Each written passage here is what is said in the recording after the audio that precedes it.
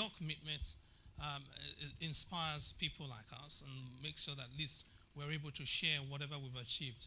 If you look around the pillars, those of you that came in, you will have seen some press postings on the pillars. They are real.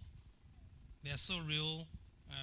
Nobody should ever deceive you that any of these case studies that you see here today is an exaggeration.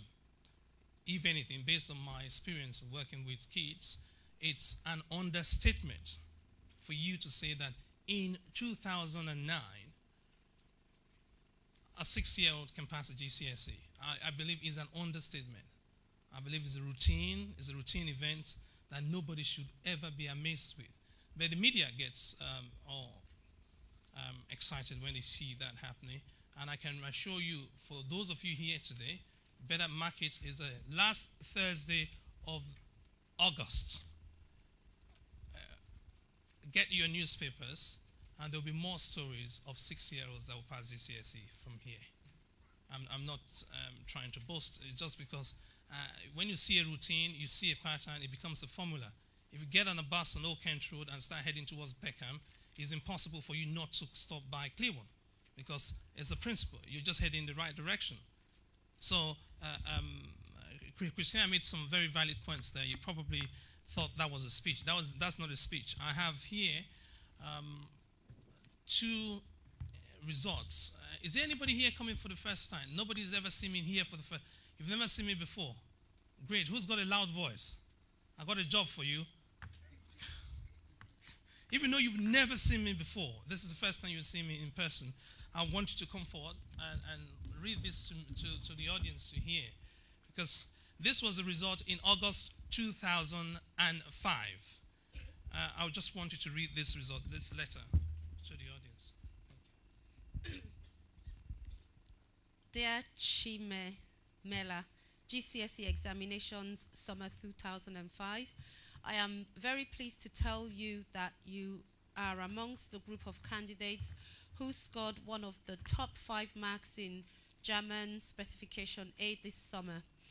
There were 53,512 candidates for the examination, so this is an exceptional result. May I congratulate you on such an outstanding achievement and wish you every success with your future studies. The Skinners Company School has been informed of your achievement. Yours sincerely, Michaela Cresswell. What date was it, please? Summer 2005. Oh, 24th of August 2005. Thank you very much. Okay. Hello, did you hear that?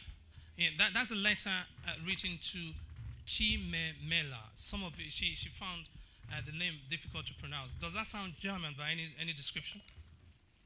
Does it sound German? Okay, and I can tell you Chimemela is not German. She's not half German. That means her father is not German, her mother is not German, and up to 3 generations are not German. She knows exactly where she comes from. And she wrote that exam at the end of the knowledge that you have in year 9. What most people will call, you're looking at 13, 14. She wrote the GCSE German exam at 13, 14. And when she told her German teacher that she was desiring to write the exam, the German teacher took one good look at her and said, I beg your pardon, you've only just done year 9. We do our GCSE in this school in year 11. And sometimes we get only 35% passing. Why do you want to fail before your time? So he just looked at her and laughed and thought she was probably having one on. And then she came back to us. She had already seen at EIA, she's seen quite a few students that have passed GCSE at a very young age, 10, 9. I mean, it doesn't make any difference. Age is the least important thing when it comes to acquiring knowledge. And today I'm hoping that we can show essentially the difference between traveling between here and Germany by boat and going by car and flying, because there's a huge difference. The biggest difference is the time